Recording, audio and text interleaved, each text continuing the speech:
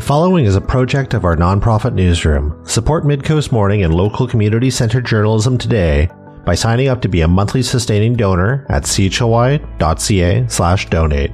It doesn't take much money to support local news. Hello and welcome to Midcoast Morning. I'm Joe Pugh. Over the next 3 programs, we'll be bringing you conversations with all 6 candidates running in the 2 Nanaimo ridings in this fall's provincial election. Today, we'll hear from Nanaimo-Gabriola Green Party candidate Shirley Lambrecht and Nanaimo-Lantzville Conservative candidate Gwen O'Mahony. Hi, I'm Gwen O'Mahony. I'm the candidate for Nanaimo-Lantzville, and I am running to be the MLA in this upcoming provincial election. I have served as an MLA before under the NDP government, but after seeing what has happened after 7 years in government, the issues that we are facing are a crisis point. Crisis point in healthcare, crisis point in affordability, crisis point in community safety. And I joined the Conservative Party because I believe that we need a change.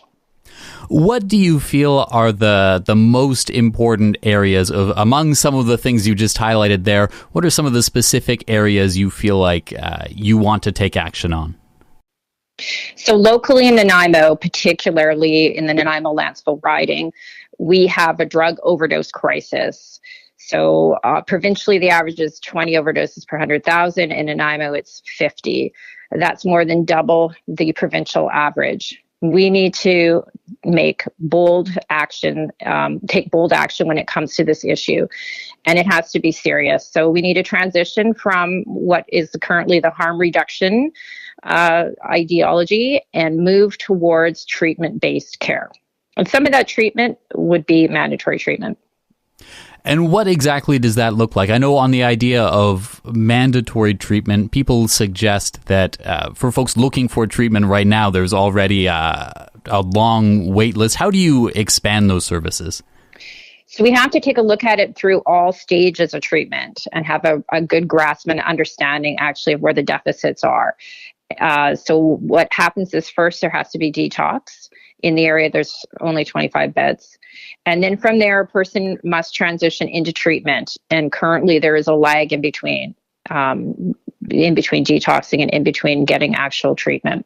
And then after treatment, people cannot be returned to the same housing where active drug use is taking place, because then they'll slip right back into it. So what we need to look at is a comprehensive wraparound service. And what kinds of action would your government take to build that up? So that's exactly the case. We would have to be building more treatment centers. There's no way around it. We would have to focus on building those centers and those care centers and working with existing treatment providers. There's really good models. There's incredible models in Alberta. So we should also look to other jurisdictions rather than reinvent the wheel. And you mentioned there that it would be important for people, once they are sort of discharged from a treatment facility, not to go back to the same situation, the same circumstances that perhaps were causing them to use substances in the first place. What can the government do on that front? So this is the key piece, is actually talking to the people themselves who are wrestling with addiction and understanding what services they require, and talking to the family members and community members. So this is the important piece, is that we make decisions in collaboration with service providers. So this would involve maybe retweaking the kind of system that we have in place right now, looking at some of the low income housing and making a determination: is this really serving our clients the way it should? And are the people that are living in particular places getting the service that they need? We do know that there are some people in our community who require 24/7 care that aren't getting it. And warehousing these people in hotels is actually really bad for their mental health because they need more care. On other aspects of the healthcare system, what would be some of your priorities? So when I look at particularly Nanaimo-Lantzville region, we're one of the fastest growing communities in Canada. And we badly need infrastructure when it comes to healthcare. In fact, people are dying because we don't have a cath lab, for example. I've been knocking on doors for 6 months, and my team came across a woman who just recently lost her husband because he had to be transferred to Victoria, and because we don't have a cath lab in Nanaimo. Victoria has 2, and he died on the way. So we certainly, I echo the Fair Care Alliance. They've been, calling out that the need for a cath lab and the need for a new tower, both things are essential pieces of healthcare in the area. The other issue, of course, is that we just don't have enough family doctors. There's a big lineup outside the walk-in clinic here in Nanaimo. I think we now have a second one that finally opened, but 2 walk-in clinics isn't enough to service the people that need care who do not have family doctors right now. And people are falling through the cracks because a general practitioner is that person that is so essential for any other treatment you might need. So what would the plan be to address that then? So number one, we have announced that we will build the tower, and I am advocating very strongly for a cath lab as part of that tower bill because it makes sense. And number 2, we need to talk to doctors, as I have been doing, and find out what it will take to recruit and retain doctors. So the recruitment and retention are 2 different things. On the retention side, doctors feel demoralized. And certainly some pieces of legislation have been kind of the tipping point. So Bill 36, of course, has had an impact on how medical practitioners practice. They feel it's too much of an overreach from government, and we want to repeal that bill. And secondly, if we deal with some of the issues along the drug crisis and homelessness issues, that actually frees up some spaces in our ER. In our ER alone, there's been 200 people who have quit in the past 3 years. This is what I'm hearing from frontline workers. And that's because if you don't look after one issue in our society, such as the drug overdose crisis and issues with mental health, and you don't have specific care in those areas, then that ends up becoming an issue that the ER has to deal with. So there's so many areas that are actually in crisis, but if we could start dealing with these issues, we'll ease the pressure on the overall health system. Turning away from healthcare, what do you feel like are other important issues that you would intend to prioritize in a first term? Affordability is also a really big issue. We've heard that clearly. So these are the top issues that are coming up: affordability and safety, community safety. So affordability, we could really put money back in people's pockets with the Restad rebate, which allows people to be able to claim their rent and their mortgage on their income tax, which will be one of the largest income tax breaks given to the middle class in years. And then, of course, I think most people are aware that we would like to axe the carbon tax because it's just adding cost to everything, including groceries. And groceries have gone up just enormously. How do things like the Restad rebate and getting rid of the carbon tax, everything we talked about in the first part of our conversation was about, the need for a new facility, a new patient tower, the need for a cath lab, the need for addiction treatment centers. How do we fit that together with not taking in the revenue that would come from some of those cuts? I'm glad you mentioned that because a lot of people think the carbon tax is revenue neutral, and it really hasn't been since 2013. So some of that tax does actually go into general revenue. And so what we need to do is we actually need to get our province back on track. We need to build the economy, and we need to remove the red tape and all of the issues that have developed over the years that have actually got in the way of major investments in our province and the economy. So just to give you one example, the forestry sector alone has, I'm sure you've heard about all the mill closures. You're probably aware that we have a mill in our town that contributes to the tax base, employs over 600 people. Many of these jobs on average pay $140,000 a year. So when mills go down, they have an impact on the revenue that's generated for all these services that we would like to provide. So just in the last year, we have an $8 billion deficit. Just forestry alone, if we could get forestry on track, that would cover that. So we are very, very much focused on the fact that this province has so many resources, both natural and human resources, that it's inexcusable that we can't be one of the richest provinces in Canada. Are there any issues that you feel really strongly about that you feel like haven't been given much airtime during the campaign so far?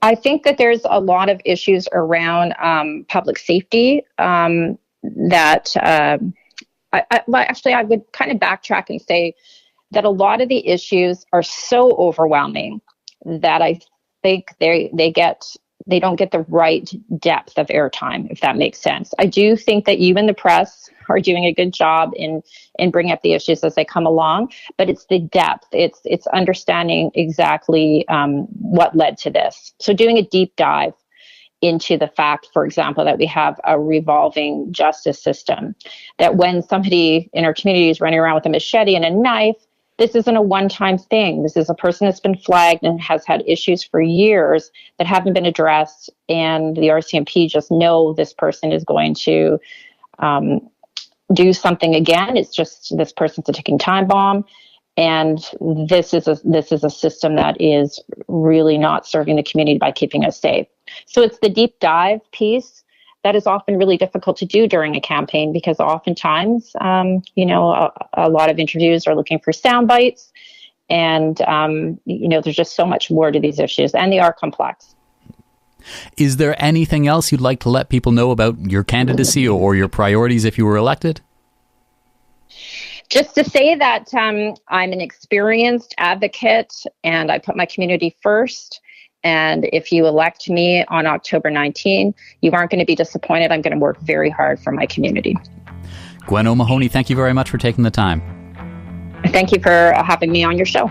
Nanaimo-Lantzville Conservative candidate Gwen O'Mahony. Coming up next, we'll hear from Nanaimo-Gabriola Green Party candidate Shirley Lambrecht. Midcoast Morning is made possible by the Community Radio Fund of Canada and generous listeners like you. Support and grow our nonprofit newsroom project today at chly.ca/donate with a monthly or one-time donation. With your support, we can expand Midcoast Morning from 2 to 3 original programs per week to cover local news, current affairs, and arts and culture.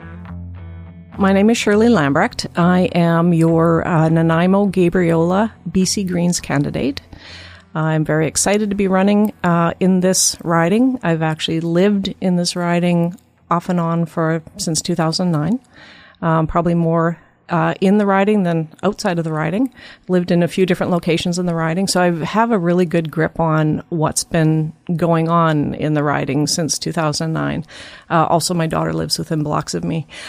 If in terms of my background, I was actually in the technology sector for decades, and I did a lot of business analysis and planning and forecasting and incident management. So I worked on quite a few different projects that were at the time I was actually working in Saskatchewan originally. That's where I was born, and that's where I moved back. I was raised in Nelson, but we farmed in Saskatchewan, so it was a very long distance commute. And when I graduated from high school in Nelson, I moved back to the prairies and went to university there, and then got into the tech sector. I worked there for a long time. And as a matter of my duties, of business planning, research, analysis, process engineering, re-engineering, looking at things system-wide. I'm a systems thinker, so I look at things from end to end, what's broken, what's working, what's not working. And I was brought into a lot of projects to identify what was broken and fix them. And sometimes it involved process, and sometimes it involved technology, and sometimes both. So I've done a lot of that. So when I look at a problem, I look at it, because I've been doing it for so long, it's very easy for me to pick out the pain points, what's working, what's not. And I don't know how long you want me to go on this, but... Well, that maybe brings us to a good point of what are the points, what's working, what's not, what are the areas you feel like are the biggest priorities for political action, maybe in our region? And there are many, and they're complex, and they're interrelated. Obviously, there's been a lot of concern about our healthcare system. As BC Greens, we're really focused on people and planet. So, and not so much about, resource extraction and large scale industry, those kinds of things. We're very focused on the climate crisis that we're in right now, and we're not just at the beginning of it. We're right in the middle of it. And if you look at what's going on, we've watched Lytton burn to the ground. We've watched Jasper half burned to the ground. The wildfires that we're experiencing, the storms, you look at what's happened now with Hurricane Helene, and now the next one that's moving through, the south of the United States now, through the Gulf of Mexico. These things just keep happening. Global warming is happening. In terms of global warming, we know that fossil fuels contribute to approximately 40% of global warming. And we know as BC Greens that we need to transition away from fossil fuels. And when we look at the climate crisis, it's really affecting everything else, because when you look at things like housing, you look at affordability, our costs are going up because of results of the climate crisis.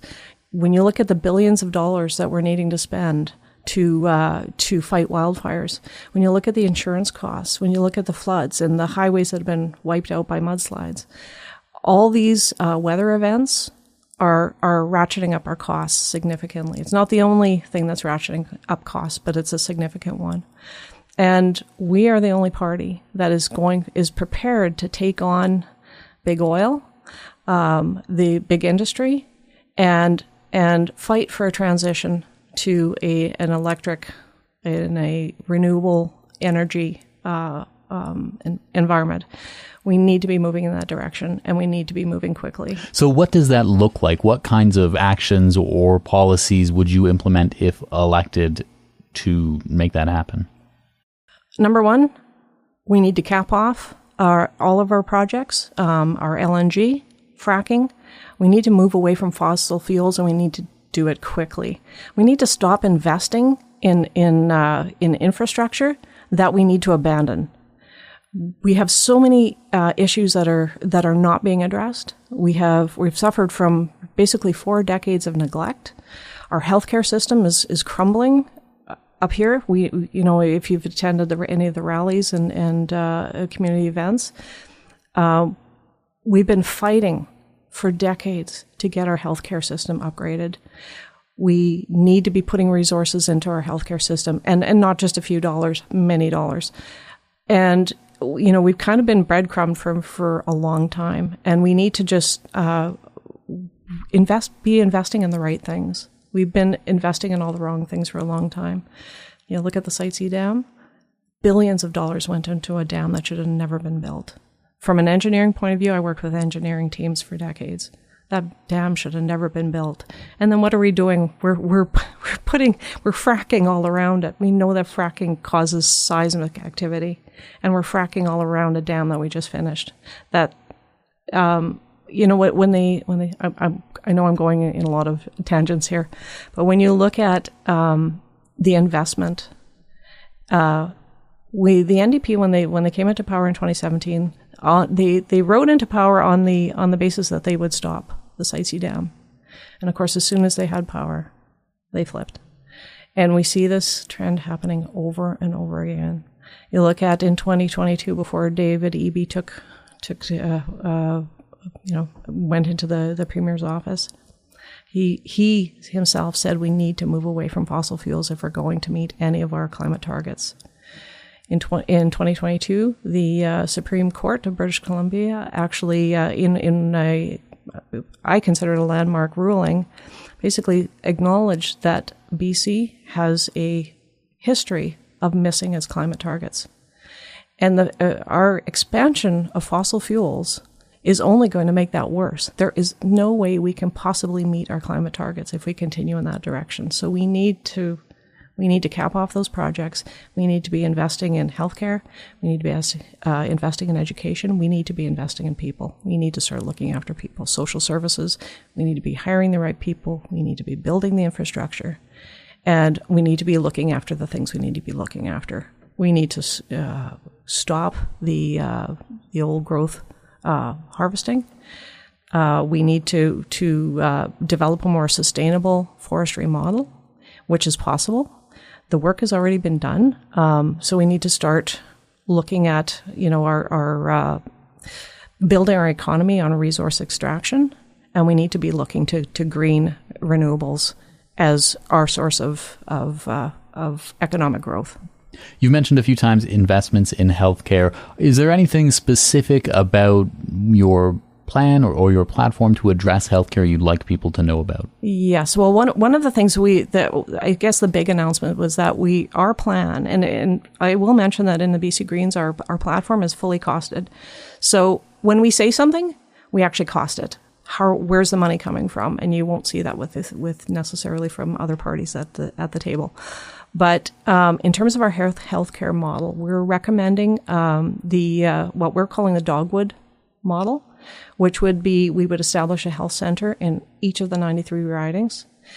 In that health center, and this is optional, so doctors don't have to participate if they don't want to, but it is an option for them, where under that roof, there would be access to primary care physicians, specialists, mental health workers, which is not within our current model today. We're actually, in our model, we're including mental health.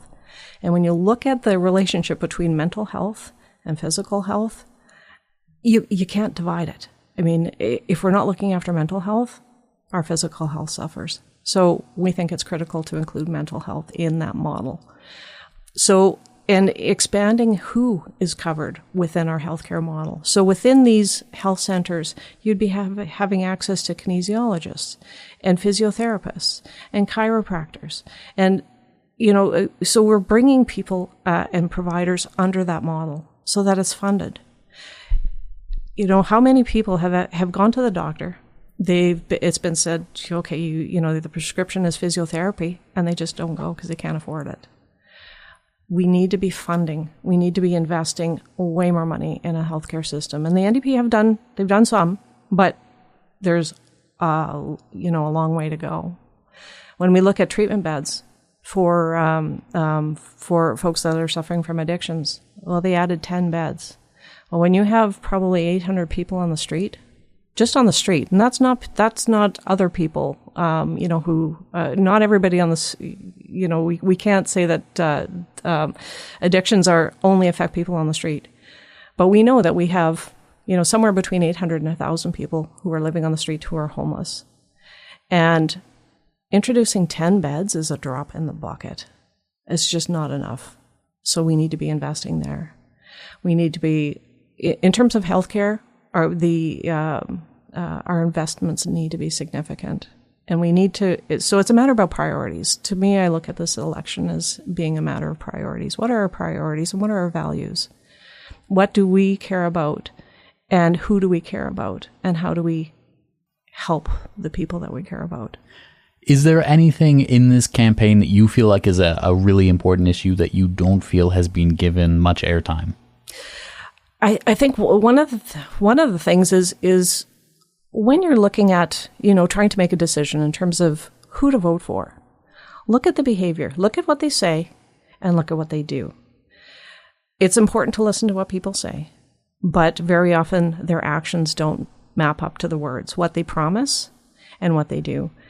I have grave concerns about, in terms of things like, I know a lot of people that protested down at Fairy Creek, and I looked at, and Wet'suwet'en, and I look at how the government created this task force.